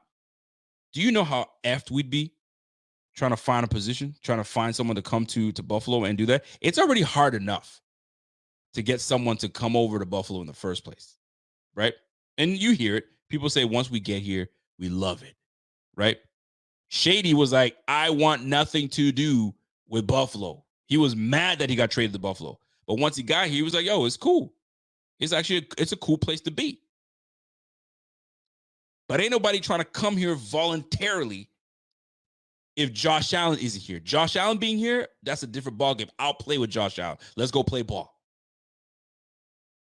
But nah, bro. Like, if you let that brother leave, we're in trouble. So what I'm trying to get to is Y'all, we can't be, and we talk about it. And I mean, you guys say it all the time, so I don't want to regurgitate the obvious, but this brother's in his prime right now. He's in his prime right this second. Don't waste him on his prime. Don't waste his performances in his prime. He's putting up some damn good performances in the playoffs, especially. Don't waste that shit in his prime. You can't, man. Because then when you reshuffle and you start getting money back in the bank, because right now money is starting to hit now, right? We had him on a cheap deal, and the first year of his official contract wasn't hit. Then the big time hit, what, 45 mil? He's getting it. Now these contracts are going to change. Now the landscape of who's getting paid on these teams is going to change. Bro, you got to start freaking, this is where Brandon Bean comes in. You got to start putting the talent around this brother, man. You can't just expect this guy to just kind of, pull that shit out of his ass and make things happen. I'm going to tell you this, man. Tom Brady, I always gave Tom Brady mad respect, because can you name, other than when Randy Moss came through, and you saw the year he had with Randy Moss, but other than Randy Moss with Tom Brady, the only person I could tell you that was legitimate, that was a star with him, was Gronkowski. Everyone else was just like a good player. Edelman was a good player, but like anywhere else Edelman went, I don't think he would have been as good with anybody else. But there was no star receiver going out there. Who was a star receiver for the New England Patriots? Honestly. Other than taking away, and you obviously want, the quarterback's always going to have one player they need, right? Phillip Rivers had Antonio Gates. You need that one player that you can get by. You always need one. Joshua Diggs, you need that, right? He had Gronkowski, but there's anybody else that was next to him that was like that guy? Heck no. Heck no.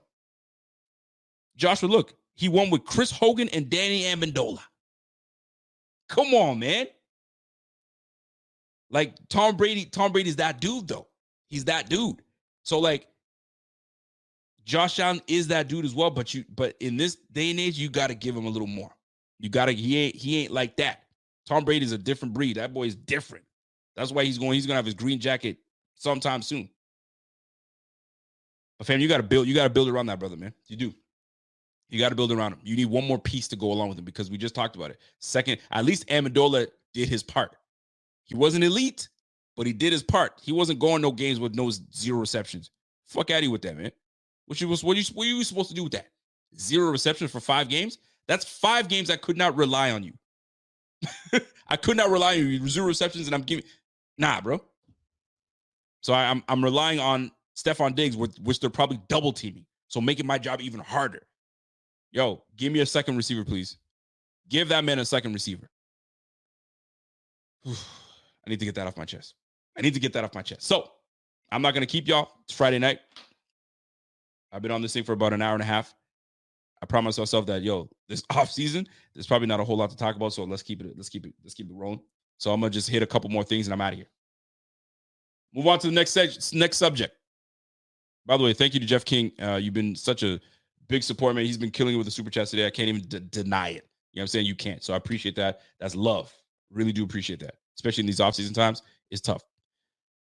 All right. Controversial. But here we are. Let me put, the picture didn't show. What the heck, man? I posted it and now it's not. This is what I hate with this app sometimes. It's a piss off. Damar Hamlin. Mr. Damar Hamlin has, I guess he's the winner, the recipient of the Comeback Player of the Year award. And a lot of folks feel that he's deserving of that. And it's an amazing feat. I mean, we all know what happened. We know what's going on. Hey, by the way, Luka Doncic, 73 points today. 73 points. Golly, Joel Embiid goes for 70. This guy goes for 73. I hope they never break Kobe Bryant's record ever. And that's not even the record, first and foremost. But I hope they never break that brother's record. That's my guy, Kobe. And by the way, it's his 4-year anniversary. I don't know where you guys are at. We'll talk about that in just a moment. But anyway, let's get to this real quick. All right. Damar Hamlin. Do you guys feel Damar Hamlin is deserving of the Comeback Player of the Year award? I have my thoughts on it. But do you feel that he's deserving of the Comeback Player of the Year award? So here's the deal. Before I play you this clip, I guess he amongst a few players, where in the discussion for the Comeback Player of the Year award. I personally do not think he's deserving of the Comeback Player of the Year award because I think it should go to someone that, and it's a touchy subject. You're right. David Pegulas is a touchy subject. That's why I got to watch how I'm going to say this, right? He's in his own separate conversation. That's a whole nother, you know what I'm saying? Like he's been recognized all over the place for such an amazing what God has done for this brother. Because if you don't believe in the God that we live in, I'm telling you right now, the good Lord was with that brother, man. He put the right people around him. He put him in the right scenario, right city. Like everything was, I mean, it's unfortunate it happened, but things were in place to keep this brother alive to do what he's doing today. And he's been recognized for that. There's no taking that away from him. I think there'd be something completely separate from Comeback Player of the Year. For me, Comeback Player of the Year award should go to someone that either had a massive injury and came back to perform. You've got to perform, right? And that's what gives me that you're back. You're back because you're back to what you used to do, right? Playing at a high level. And in DeMar Hamlin's situation, although I totally agree that, he's back, he came back to resuscitate his brother. He had to go through all this stuff. Like he pretty much passed and they kept his heart beating, or he passed and then there's been so many stories here and there, whether he passed or didn't pass, whatever the case is. Point is, his heart stopped beating. His heart stopped beating, and they said, ha, ha, ha, ha, ha, ha, stay in the left. And that's the beat you're supposed to use, right? Ha, ha, ha, ha, stay in the left. And boom, my brother, they brought that brother back, went to the right people in Cincinnati, and here he is today, living and breathing by the grace of God. He's here. But when it comes down to it, and I see Jeff King was making a comment, so I got to go back and find Jeff King's comment here. But when it comes to it, I personally believe that you give it to someone that's performed. So let me get to Jeff King's comments. I think I saw. Let me scroll on back. Let me try to find it. Jeff, I'm going to try to find your comment. Don't you go and super chat it. You don't need to do all that, brother. Let me try to find your comment here. Look at nope. I went way too far. Way too far. Jeff, repost your comment, bro, so I can see it. So G Bell said he came back, period, which is deserving. Definitely not most improved. Him coming back, but this is the thing. I think that should be something completely separate from. I don't think they should put him in that category. I really don't, because I'll give you an example in just a moment. Somebody said, well, seeing how he literally died on the field. Come on, guys. John Herring, I'm not dismissing that point. I'm sorry. Okay, I think this is the comment Jeff King was trying to make. I'm sorry. If not for circumstances and PR problems, he would have been cut this year. Hate me or love me, that's my take. All right. So I'm going to just continue off of that. All right. So let me play you this clip real quick. And then I'm gonna get to my point with that. And this is not to take away from DeMar whatsoever, because I'm a fan of DeMar. I love everything that brother stands for. I love the charity that he stands for. I love his family dynamic. He's got a younger brother. I'm big on family. I'm huge on siblings, so forth, and I love every bit of that. I really do. But when it comes to this scenario here, I think that there are other people deserving of it because of what the award means and what you're coming back from and what you've done to show that you've come back. Let me see if you're there, right? So I'm going to share something because it was Mr. Joe Flacco had something to say. So let me play this clip for you guys. Okay, perfect. You guys can see it. Check this out. The finalists for the Comeback Player of the Year award came out yesterday. I know you won, right, the highest honor that anyone could win in the NFL, and that's Super Bowl MVP. But it's yourself, DeMar Hamlin, Baker Mayfield, Matthew Stafford, and then Tua Tagovailoa. How'd you kind of process that one the other day? Well, I don't necessarily know what I'm coming back from. Probably, I would say most of the guys on that list. I'm not sure what we're coming back from, so that's probably my initial reaction.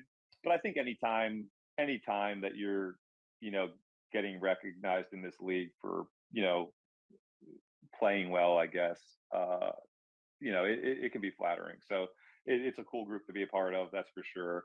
But yeah, that's my initial thought is I'm not necessarily I'm just coming back from being old and not being on a team for a couple months. So who knows? But would that be bizarre if you won the award with the way that you just laid it out? Oh, of course.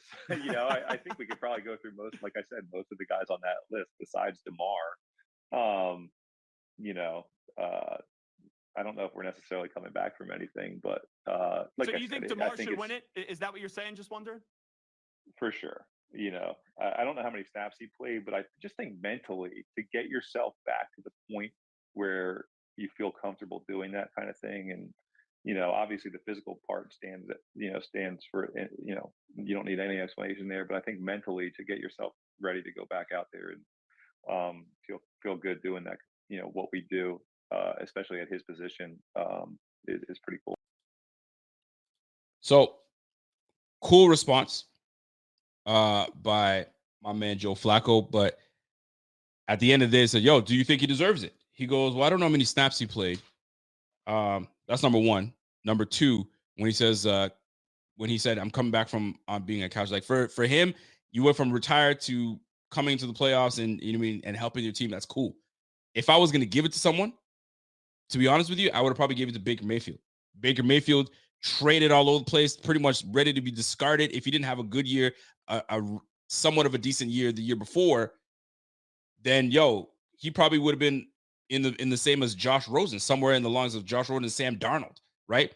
But he came back and had a massive year, brought his team to the playoffs. You have big shoes to fill. You got to fill the shoes of Tom Brady that won a championship and brought a championship to Tampa. That's who you give it to. Comeback player of the year, but he got most improved. So there goes the award for that. But see how they found an award for him, most improved player?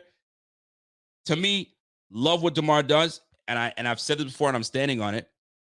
I really truly believe that they should have given him something else, something different, maybe a new award. I don't know, not even a new award, but just recognize him like he's been recognized all off season. He's been going to award shows and like, bro. But here's my theory in all of this. They gave him the award because then 3 years from now, you can go back and look at who came back from. I mean, who are your winners and your recipients? Then you come back and you go to Damar Hamlin. Oh yeah, I remember Damar. He had that incident on the field and he came back and he was able to play. But like your comeback player of the year, if you go back to previous awards, you know what I'm saying? Alex Smith, brutal leg injury, right? They probably thought this brother wasn't going to play, but he came back to play. So come on, man. Like, what are we doing here? Like, I know people want to get in their feelings in this whole situation. And like he's deserving of it, but no, it's completely different. I just don't truly believe that he deserves that award. Something completely different that recognizes him, which he has been. That's how I should be. So, and if this is the case, for those that don't know, John Mechie, the receivers for the Texans, was diagnosed with what's cancer. He was diagnosed with cancer. Had to sit out all of last year, right? And most people are like, well, he shouldn't be on that list because he didn't play. That was his first year he never actually played a snap of the NFL, so it wouldn't count. Okay, well then next year he should automatically get it. Automatically. He came back from cancer, fought back, and now he's playing. Not a whole lot of people can I mean, obviously there's different types of cancers, so that's why I don't know what kind of cancer he had, but cancer nonetheless isn't good. And the fact that you can come back and play and contribute, because he was a contributor this year, so then you got to give it to him next year then, right? If that's the case. So that's why it's a weird scenario for me personally. But I mean, at the end of the day, not that big a deal. I mean, it is what it is. I don't think Baker Mayfield is sitting here caring like who gets it. They understand it. The thing that they really care for is winning the damn award of Super Bowl and Super Bowl MVP. If you're gonna win something, you win that. Other than that, for me personally, I don't truly believe he's deserving of it. Not because he's doesn't deserve it. It's just I think there's more deserving people for that award because you've come back from something and you actually played at a high level. If he came in and they gave him that fake punt, and he took that fake punt all the way for a touchdown, and it won us the game, yo, maybe tweak it and say, yo, this guy came in and gave the game winner on a fake punt. He took it to the house, and they won the game off of the back of Damar Hamlin on a special teams. The story would have wrote itself. Yo, here you go. Here's your word. But that's not the case. James Conner, thank you very much. James Conner came back from cancer, for crying out loud. James Conner, big-time running back. Did he get comeback player of the year? I think he was diagnosed with cancer in college, no? Maybe I'm wrong. Yeah, he was diagnosed in college. And he's still playing to this game. Look, yo, what a beautiful story that is, man. So, neither here nor there, man. It's just, in my opinion, in my humble opinion, love Damar Hamlin, love his story, love everything about him. Real talk. But had this not been a situation where nothing happened to Damar Hamlin, is Damar Hamlin on the squad? Would they have kept him on the roster? That's a debatable question, because maybe they would have. Or maybe they kept him for, like my man Jeff King said, for PR purposes. Yo, we can't cut him. We look like a bunch of just insensitive assholes that just cut the guy that came back, and all season long he's been playing. And you know what I'm saying? He's been thanking our medicals team and our strength and conditioning team. And how are we gonna cut him? They can't do that, because we were all talking about this year, right? They're not gonna cut him, are they? Are they gonna cut him? Oof, they kept him. Oof, that's a good PR move. Everybody's thinking about it. Is he thinking about it? Who knows? Who cares at the end of the day? We're about to find out what's really good now, because right now we need to win. And in order to win, you need depth. And I'm not saying he's a scrub, because he ain't no scrub. Damar Hamlin ain't no scrub. But would he have made the squad? Could we have, put another piece on the squad that would have helped us? Maybe a receiver instead of keeping him on the squad. And you know what I'm saying? There's so many things. So many things. But anyways, neither here nor there. I appreciate the man. The man is still here. He's still breathing. He's still able to do the things that we are able to do today that a lot of folks cannot do. You got to be thankful for that altogether. Real talk. But anyway, that being said, I think Baker Mayfield should win it, if not for Damar Hamlin, but it is what it is. So, folks, last thing for me, coaching. If you guys not heard, but our linebackers coach, Bobby Babich, is being coveted for a defensive coordinator position. For those that are not familiar with Mr. Bobby Babich, he came in on the squad with Sean McDermott in 2017. He coached the safeties for the first bit of his career. Had Micah Hyde and Jordan Poyer developed like one of the best in the game. He developed those boys nice. Then he moved to the linebacking core. He's working with, Milano, Terrell Bernard. You saw the developments of these linebackers. I'm surprised. And you're going to see a lot more Dorian Williams next year if he returns. So anyway, he is being coveted by other squads. Now, here's the deal. What do you do with Bobby Babich? You don't want to be in a position where, oh, shit, we're going to lose him, because that's what we did with Ken Dorsey. We're going to lose him. Keep him. Promote him. Promoted to offensive coordinator. Fired the next year. You know what I mean? Now, obviously, it's a little different ball game, because now if you take the defensive coordinator position, if McDermott says, you know what, I'm going to focus on more coaching this team altogether, Bobby Babich, you run the defense. This is your baby. Or Eric Washington, they're looking at Eric Washington. Thank you, Bill. Bill, I am Washington too. I hope to the Bears. So they might be losing some guys to the squad. So what do? Do you keep Eric Washington and make him your defensive coordinator? Or do you go to Bobby Babich, the younger Bobby Babich, because he's young? Or do you make him your defensive coordinator? Then if you make him your defensive coordinator, who's calling plays? Is McDermott humble enough to say, you call plays, I'll just head coach? Or are you going to lose Bobby Babich and you're going to lose Eric Washington? Now your defense, you're the guy that runs the defense, but now your defense is going to take a hit with these positional coaches. Let me tell you something. When we lost Chad Hall from the receiver coach position, the receivers on the squad were not happy about it. Like, he decided to leave because of whatever reasons. He took a lateral move. He's like, yo, I'll be a position coach somewhere else. So That changes the dynamic. You saw the receiver room this year. It wasn't the same. Chad Hall dipped. And you know what I mean? These boys were unhappy. They bought him a truck. I guess McDermott was like, yo, enough of this shit, man. You're not their friend. You're their coach. What's all this stuff? You buying a truck for this guy? Apparently, McDermott wasn't having it. He was not happy about that. So what do you do with Bobby Babbage? Do you promote him to defensive coordinator? If you do, you can't just give it to him in title. That's what Thad Brown said. You can't just give it to him just by the title. You got to give him the duty and you give him the play calling ability. Because if he goes somewhere else, he's most likely going to get the ability to call his plays. So why would he take the position just in name, but not have the actual duties? We'll see. We shall see. But anyway, that's my time, folks.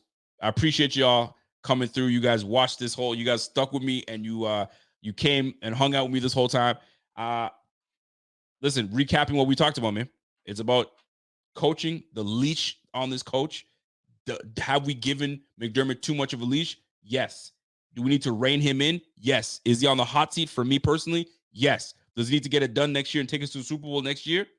Yes. If he doesn't, should we let go? Yes. Yes. Because you haven't been able to get over the hump.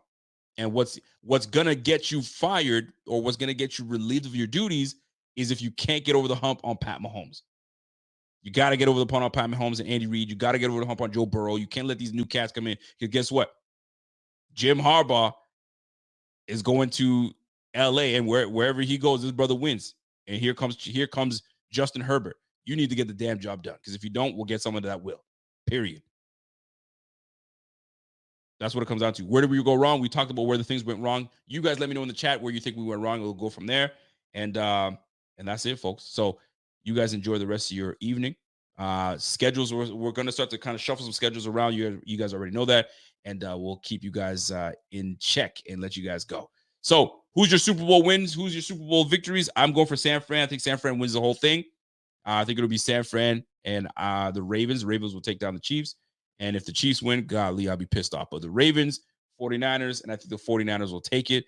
But if Lamar comes in and wins the whole thing, kudos to him. Kudos to him. It'll be sad for me because then it makes Josh Allen have to now get a Super Bowl because now Lamar has one and now Pat Mahomes has two. Golly, that's going to hurt. So we'll see. We shall see. So folks, have yourself a great evening. I hope you guys enjoyed the show. Smash that like before we get out of here. And if you have not subscribed to the channel, subscribe to the channel. You guys already know what time it is. And until next time, it's your boy Rico. It's the Buffalo Fanatics, the Rico Report, and we'll catch you guys on the flip. Have yourself a good night. Peace.